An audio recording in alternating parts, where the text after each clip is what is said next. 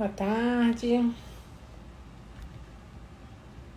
Como a gente começou na semana passada, as lives sobre alfabetização aqui, trocando algumas ideias com as perguntas, né, que têm chegado, que na semana passada as caixinhas de pergunta que foram abertas, estou com algumas aí para a gente conversar, chegaram outras depois. Boa tarde, Rodrigo, que bom que você está aqui de novo, o pessoal que está chegando. Na semana passada, né, eu falei um pouquinho sobre por onde começar, né, que algumas perguntas chegaram. Lê, minha amiga, que saudade de você, vamos te ver aqui. Chegaram perguntas sobre essa ideia, né, do por onde começar. A gente falou um pouquinho sobre isso na semana passada. E eu disse que hoje eu falaria um pouco sobre os eixos de trabalho com a linguagem, também porque numa das perguntas, né, a pessoa dizia, né, ter a experiência com terceiro, quarto, quinto anos, mas vai pegar pela primeira vez uma turma de primeiro ano, né? Então, por isso, a resposta a essa questão, né, pelas dúvidas que a professora tem, essa pessoa que mandou a pergunta, trazer a ideia, oi Dani, boa tarde, trazer a ideia dos eixos, né? Ah, foi você, que bom que você está aqui. Dos eixos de trabalho com a linguagem, né? Porque aí a gente pode pensar o trabalho em qualquer etapa de ensino, com qualquer faixa etária, a partir de algumas das concepções que a gente falou na semana passada, né? Mas trazendo essa ideia, né, de organizar o trabalho a partir dos eixos, né, de trabalho com a linguagem. Dani está representando o Colei também, né? Beijo para esse grupo querido, coordenado pela Elo, minha parceirona de trabalho e amiga. Oi Lorena, bolsista do PIBID, aluna da FFP. É bom porque esse caminho aqui, né, esse lugar aqui, a gente vai encontrando as pessoas, mesmo que virtual, encontrando, né? Em live a gente fala sozinho, mas a gente sabe que vocês estão aqui, né? Porque nem interação pelo vídeo dá para ter interação pelas perguntas. Então, coloquem nos comentários as perguntas enquanto eu estiver falando um pouquinho aqui com vocês, né? Então, hoje a ideia é essa, apresentar rapidamente essa questão dos eixos de trabalho com a linguagem. Vou frisar, né, que é uma dimensão do trabalho com a linguagem verbal, né? Acho que eu comentei na semana passada também a ideia do trabalho com as diferentes linguagens, a gente pensar esse lugar de um sujeito que é autor e que tem muitos meios para se expressar, né? Nós, seres humanos, temos isso, né? A gente não se expressa só pela linguagem verbal e é muito importante que na escola, e aí isso tem a ver com o por onde começar também, né? A gente não perca de vista as outras linguagens, né? Mas no trabalho específico com a linguagem verbal, a gente tem essa argumentação de um trabalho com os eixos, né? E que aí a gente não pode deixar de falar que está numa dimensão de práticas culturais e sociais que envolvem sujeitos num determinado contexto de interação, né? Então, isso é importante para a gente pensar também a dimensão da escrita, né? Que a gente na semana passada falava um pouquinho, né? Qual o sentido, o que é a escrita? A escrita como linguagem, ela traz exigências para esse trabalho com ela, que não é o trabalho específico, isolado ou limitado às unidades da língua, às unidades menores da língua, que na perspectiva discursiva, dentro dos autores com os quais eu venho dialogando, essa ideia dos eixos de trabalho vai colocar uma prática mais específica de reflexão, de aprendizagem sobre questões das unidades menores da língua no eixo chamado de análise linguística, né? Por quê? E é um pouco disso que eu quero falar. Por que eu estou trazendo a dimensão de práticas culturais sociais de sujeitos em interação? Quando eu falo, né, quais são os eixos, então? Oralidade, leitura, escrita, análise linguística. Que eu costumo botar análise linguística / gramática, né? Se a gente for pensando numa continuidade, né, do trabalho e não só, né, questões que estariam relacionadas, né, a alguns aspectos da língua, né, para a gente chamar de análise linguística, né? Mas entrando também em aspectos normativos, né, das convenções da língua, como é que a gente pode trabalhar isso nesse eixo específico e que deslocamento é esse em relação a outras perspectivas de alfabetização. Não vou dar conta disso nessa live, claro, né? Mas isso foi outra questão que chegou, né?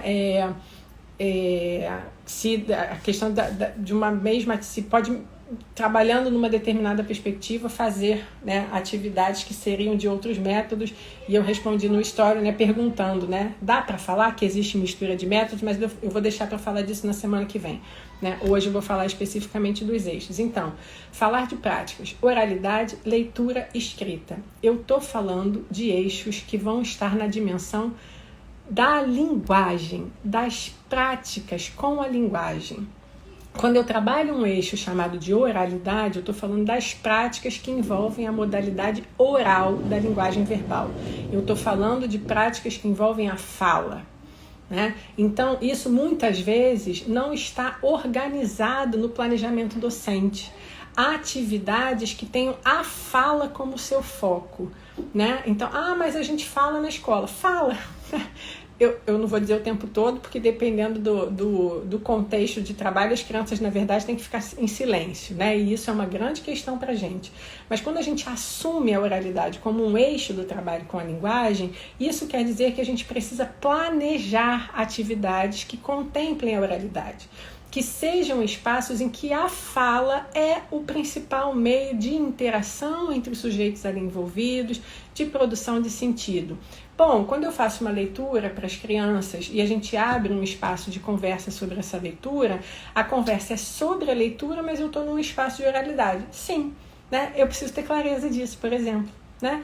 Que situação é essa que também envolve oralidade? Porque, na verdade, gente, a gente organiza os eixos como muita coisa nessa vida, né? A gente organiza para dar nome, para sistematizar, mas muitas vezes no cotidiano as coisas acontecem juntas, né? Dificilmente dá para dizer que a gente trabalha um eixo isolado, né? Acabei de dar o exemplo, eu estou lendo um livro para as crianças, né? O livro está escrito, é uma atividade de leitura, mas que envolve um texto que está escrito, então, portanto, ele tem uma organização específica de um texto escrito, e eu estou lendo para as crianças, eu estou com a minha voz, eu estou oralizando esse texto, e eu vou abrir um espaço de conversa com as crianças sobre esse texto.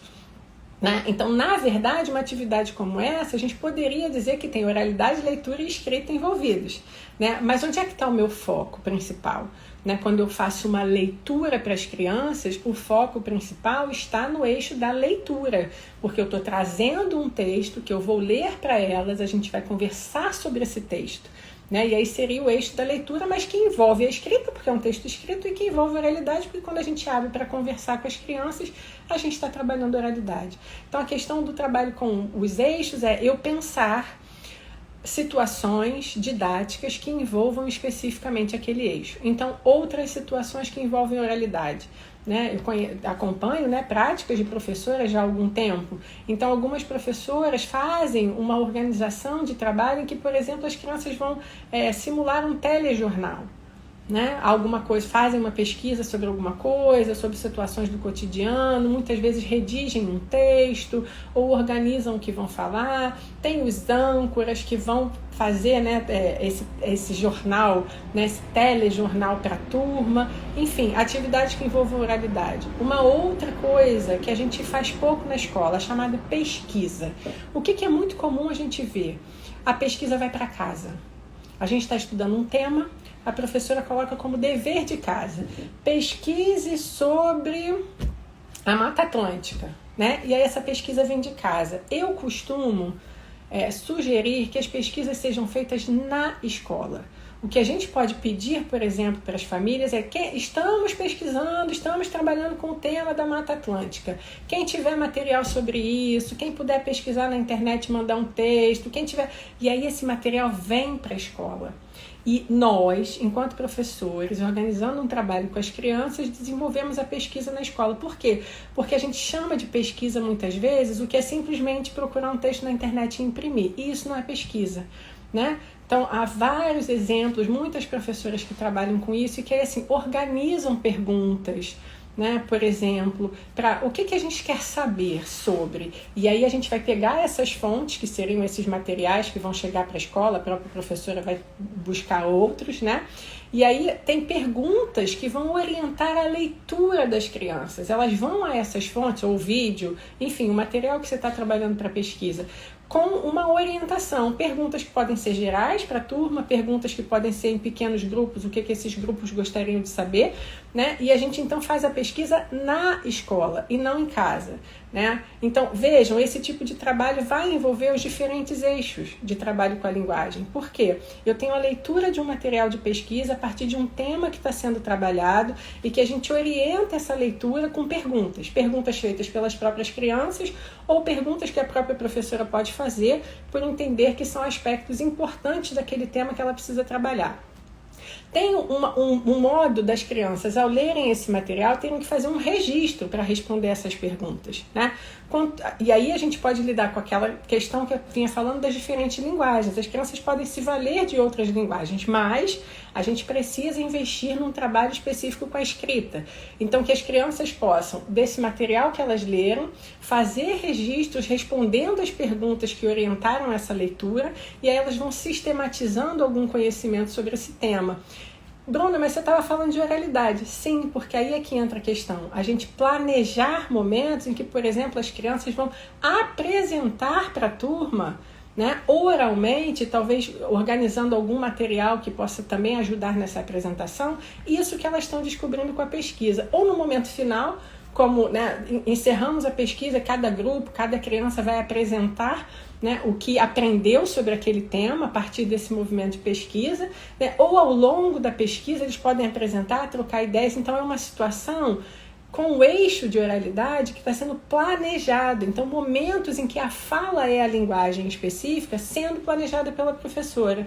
E aí, por esses exemplos que eu dei, de uma leitura literária que a gente faz em voz alta para as crianças, ou de um trabalho de pesquisa, perceberam como todos esses eixos estão integrados. Mas eu tenho momentos em que o meu planejamento vai ter como foco uma determinada linguagem, ou melhor, um determinado eixo de trabalho com a linguagem, ainda que os outros estejam presentes, tá? Então, oralidade, leitura e escrita, eu estou falando de práticas culturais que envolvem a fala e que envolvem a escrita, né? E que necessariamente envolvem sujeitos em interação produzindo sentido, né? Então, é isso, assim, se eu leio um texto, o que eu estou aprendendo com esse texto, o que esse texto me leva a pensar, e eu poder falar isso para o outro. Eu posso trabalhar com outras linguagens, por exemplo, o desenho, e eu ter momento em que essa produção individual ou coletiva vai ser apresentada. Isso é uma coisa que a gente pouco faz na escola, né? Os desenhos das crianças serem trabalhados como linguagem, como algo, a criança diz algo através daquele desenho, seja pelas cores que usa, seja pela ocupação do papel, seja efetivamente pelo que ela desenhou, né? E ela está mostrando que ela sabe sobre um tema, ou enfim, o que está sendo trabalhado ali. Então, apresentar isso é mais uma situação que envolve oralidade, né? A criança produziu o desenho e ela vai apresentar para a turma esse material que ela produziu. Essa dimensão de tornar público, né? De apresentar para a turma algo que ela produza é fundamental e muitas vezes pouco acontece na escola. Essa circulação da produção das crianças, não só criança-professora, mas entre as crianças, para que elas também possam falar sobre a produção desse outro colega, né? O que é aquele desenho, o que elas estão vendo naquele desenho, ou o colega apresentar, né? Trocar os textos escritos das crianças e uma outra criança vai ler o que aquele colega escreveu e vai opinar, né? Vai perceber, a perspectiva construtivista trouxe muito para a gente a ideia de duplas produtivas, por exemplo, né? Eu organizo o meu trabalho, o meu planejamento, pelo que eu sei que as crianças já sabem. Então, crianças que têm um determinado conhecimento sobre a escrita diferente da outra, em alguns momentos a gente coloca essas duas crianças para trabalharem juntas, né? Porque uma pode provocar a outra a avançar, né, no seu processo de aprendizagem sobre a escrita. Então, organizar o trabalho a partir dos eixos com a linguagem, né, oralidade, leitura e escrita, eu não falei da análise linguística, né, que aí seria esse eixo especificamente em que eu vou olhar para as unidades menores. Então, é o eixo onde eu trabalho relação grafema-fonema, é o eixo onde eu trabalho letra inicial, é o eixo onde eu trabalho sílaba, é o eixo onde eu vou trabalhar segmentação de palavra, onde eu vou trabalhar segmentação de texto, onde eu vou trabalhar pontuação, enfim, aí o que eu estava falando na semana passada, de onde vem, qual é o meu conteúdo de trabalho? Da produção das crianças. É com esse grupo que eu vou perceber que conhecimentos essas crianças já têm sobre a escrita e, consequentemente, o que elas ainda não têm, que elas precisam avançar, e aí eu vou selecionar os conteúdos específicos para eu trabalhar. Então, o que eu vou trabalhar de análise linguística? Depende do que vem de produção das crianças, né? Então, Eu vou trabalhar questões ortográficas aí também. E aí, o que se desloca? Se a gente pega os métodos tradicionais, a gente vai ter um trabalho, basicamente, que na perspectiva discursiva a gente enquadra no eixo de análise linguística. E que aí não é linguagem viva, situações de sujeitos em interação num determinado contexto. São aspectos da língua que estão sendo trabalhadas como se fosse escrita. Né? Eu ter lá aquelas atividades que tem o bar, mais lá, um sinalzinho de igual e uma lacuna para a criança escrever bala, né? Não tenho certeza se eu falei disso na semana passada, né? Mas muitas vezes a criança só copia, porque se ela aprendeu a copiar esse BA, esse LA, ela vai juntar tudo isso lá e botar, né, como traçados no papel que ela aprendeu a reproduzir, quase como se fosse um desenho que ela está copiando, mas ela não sabe ler e escrever. Porque é simplesmente uma atividade de cópia que eu estou trabalhando na dimensão de sílaba, formando palavra, mas essa criança não está dizendo nada para ninguém. Por isso a gente não chama de escrita, mas está no eixo de análise linguística, porque não é uma produção de linguagem de um sujeito que está dizendo algo para o outro. Ela está trabalhando especificamente com unidades da língua. Vou ficar aqui nesse exemplo, sílaba e palavra, né? Que eu posso juntar sílabas e formar palavras. Só que essas palavras também muitas vezes nem vêm, né, daquilo que é o cotidiano das crianças ou do interesse das crianças. Então, no eixo de análise linguística, eu faço atividades específicas para olhar para essas unidades menores da língua. E aí, continuando com aquela ideia de receita na semana passada, eu não faço um bolo de chocolate colocando 1 quilo de farinha, um ovo e uma colher de sopa de manteiga e 10 colheres de fermento, entendem? A proporção dos ingredientes é fundamental para eu chegar a efetivamente a receita, produzir aquilo que eu quero com aquela receita. Né? Então isso é uma outra questão quando a gente compara com os métodos tradicionais, né? Quando compara, entendam que eu estou sempre pegando a perspectiva discursiva como o elemento de comparação, né? Que é a perspectiva que está aqui na base de tudo que eu estou dizendo.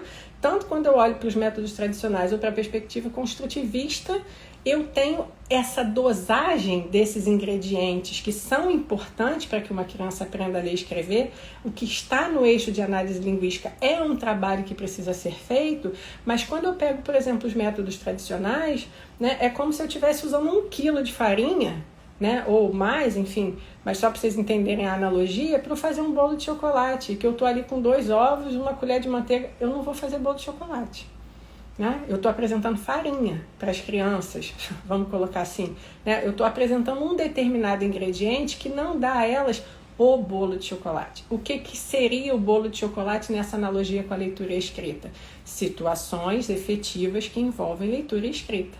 Bons textos sendo lidos, boas propostas de escrita para as crianças, boas situações que envolvem a oralidade, ou seja, a linguagem acontecendo entre sujeitos e isso fazendo sentido para as crianças. Esse é o bolo de chocolate, né? É aquilo que está no universo da cultura, aquilo que eu posso efetivamente viver e degustar, né? Então, quando eu trabalho um eixo só, e especialmente quando a gente carrega em alguma coisa, em algumas perspectivas, é no eixo de análise linguística, a gente esvazia demais essa dimensão de sujeitos em interação, né, pela linguagem, na linguagem. Então, o recado de hoje era basicamente esse, a gente falar dos eixos, né? A ideia é que as lives aconteçam, né, por um período aí às segundas-feiras, já tem algumas questões para desenvolver na semana que vem. Uma delas essa ideia, né, de atividades diferentes. Eu posso ter uma perspectiva como base e fazer atividades de outros métodos. Então, na semana que vem eu vou falar um pouquinho sobre isso, que, a meu ver, não é a mesma coisa. Né?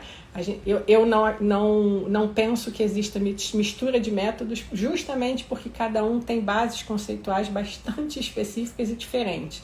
Né? O que existe são algumas atividades que a gente vê em várias dessas perspectivas, mas elas consequentemente vão ter sentidos diferentes, o lugar delas em cada uma das perspectivas vai ser diferente. Então, na semana que vem eu vou falar um pouquinho sobre isso. A gente tem também algumas questões sobre material, né? Se eu uso folha em branco, se eu uso folha pautada, que folha eu uso para essas produções iniciais das crianças. Então tem temas aí para a gente ainda conversar por algumas semanas, sempre tem, né? Como tudo na vida, sempre tem. E a alfabetização é um tema muito rico. Então hoje seria isso, esse breve recado sobre os eixos de trabalho com a linguagem. Na semana que vem, então, eu vou abordar essa questão das diferentes de atividades que podem ser feitas em diferentes perspectivas e que isso, para mim, né, dentro do que eu estudo e penso, não seria argumentar na defesa de mistura de métodos ou como se isso acontecesse, né? Mas a gente entender qual é o lugar, né? Eu vou dar o exemplo, a pessoa que me perguntou sobre isso, a gente acabou conversando no privado, eu dei o exemplo da cruzadinha, né? Uma atividade que se faz muito na escola. Qual é o lugar dela, por exemplo, se eu estiver no método tradicional, na perspectiva construtivista e na perspectiva discursiva? Então, na semana que vem, a ideia é conversar um pouquinho sobre isso, tá bom?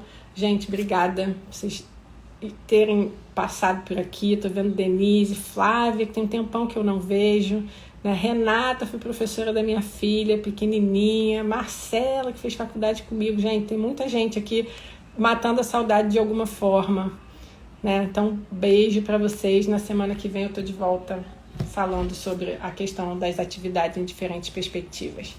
Boa tarde.